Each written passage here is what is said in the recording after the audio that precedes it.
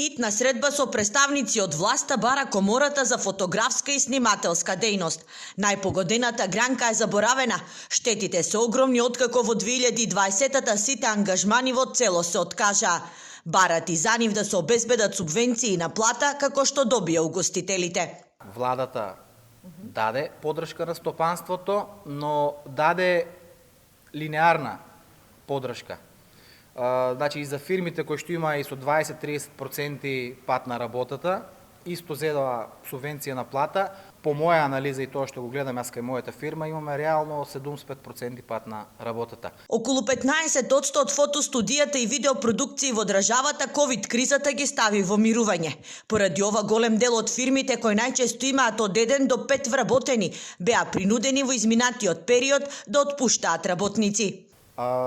Само со отпуштање на еден вработен, бидејќи во оваа криза сите имаме проблеми со одржување на ликвидноста на предпријатијата, го изгубија правото за субвенција на плата или пак за учество на тие бескаматни кредити. Комората ќе бара да и се дозволи издавање на лиценци, со што ќе се спречи сивата економија во нивната гранка, но и да се овозможи фотографиите за лични документи да се прават кај нив, како што беше и претходно.